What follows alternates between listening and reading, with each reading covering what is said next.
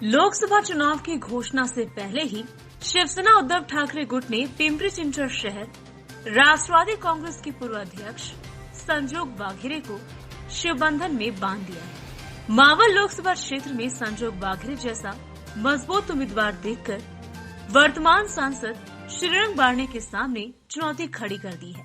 चूंकि मावल लोकसभा क्षेत्र में वर्तमान में शिवसेना शिंदे गुट के श्रीरंग बारणे मौजूदा सांसद हैं, इसीलिए मावल लोकसभा क्षेत्र में शिवसेना शिंदे गुट और शिवसेना उद्धव ठाकरे गुट के बीच चुनावी मुकाबला होने की संभावना है।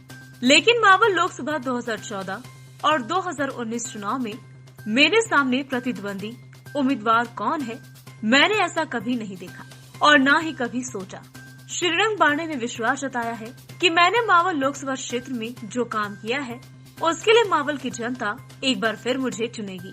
वह तीनों पार्टियों का संयुक्त उम्मीदवार मावल लोकसभा क्षेत्र से कौन होगा, ये निर्णय मुख्यमंत्री एकनाथ शिंदे और महायुति के वरिष्ठ नेताओं द्वारा लिया गया है। श्रीरंग बारणे ने विश्वास व्यक्त किया कि मैं मावल के अगले सांसद के रूप में फिर से चुना जाऊंगा। लोकसभेच्या निवडणुकीला 2024ला मी उमेदवार म्हणून त्या ठिकाणी उभा राहणार आहे आणि उमेदवार म्हणून मी उभा राहत असताना कोण उमेदवार आहे हे मी पाहिलेलं नाही। 2014चा उमेदवार मी पाहिला नव्हता, कोण समोर आहे 2019चा उमेदवार पाहिला नव्हता।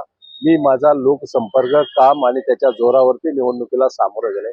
निवडणुकीला उमेदवार समोर कोण आहे याहीपेक्षा मी गेल्या अनेक वर्षापासून या ठिकाणी काम करत आहे, कामाच्या जोरावरती निवडणुकीला सामोरं जाणार। मावळचा खासदार जो आहे तो आता मावळ मतदारसंघ आपल्याला पुन्हा खिचून आणायचा आहे, ती जबाबदारी संजोग वाघेरे यांच्यावर आता संजय राऊतांनी दिलेली आहे असं आवाहन केलं त्यांनी। तुम्ही परत आणा थेट तुम्हाला चॅलेंज केलं। हे बघा, शेवट कुठल्याही निवडणुकीमध्ये मतदार हा ठरवतो कुणाला निवडून द्यायचं आणि कुणाला निवडून द्यायचं नाही। मावळच्या जनतेने हा विचार 100% केलेला आहे, तो कामाला विकासाला मत देणार आहे। कुणी काय बोललं म्हणून उमेदवार विजयी होत नसतो। जे बोलले त्यांनी एकतरी निवडणूक सार्वजनिक लढवली का, ते रोज बोलतात, त्यामुळं त्यावर काय दुर्लक्ष करायचं, आपण त्यावर जास्त काय भाष्य करणं योग्य होणार नाही। कुठल्या कामावर तुम्हाला मावळची जनता पुन्हा एकदा संधी देईल असं वाटतं? मी तुम्हाला सांगतो, मावळ लोकसभा मतदारसंघामध्ये स्वातंत्र्यानंतर आदिवासी भागामध्ये अतिशय दुर्गम भागामध्ये रस्ते लाईट पोहोचवली।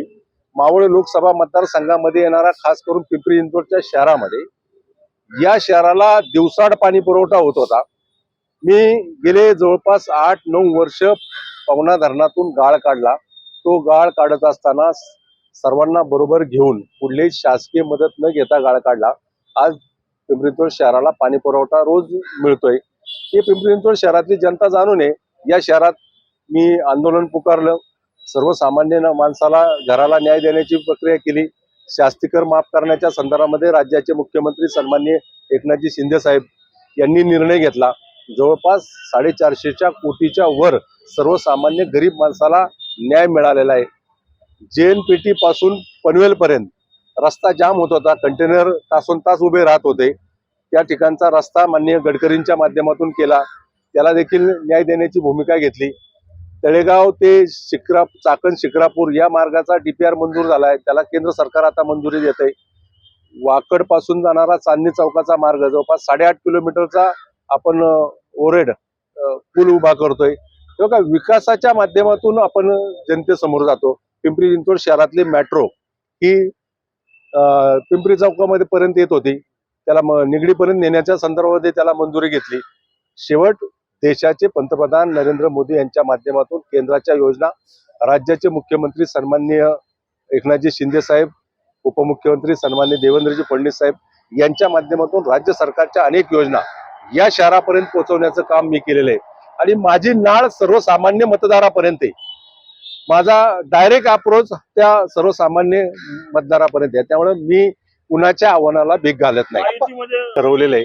त्यामुळे कुणी काय म्हणलं याहीपेक्षा नेते तुम्हाला या संदर्भात सांगतील। आपण शेवटचा प्रश्न असेल की मावळची उमेदवारी मिळेल म्हणून संजोग वाघेरे शिवसेनेत गेलेले आहेत, प्रत्यक्ष निवडणुकीत तुमच्यासमोर संजोग वाघेरे हे आव्हान असू शकतं, काय वाटतंय? म्हणजे ते आता तुम्ही ठरवा किंवा मतदार ठरवतील, मी बोलणार नाही।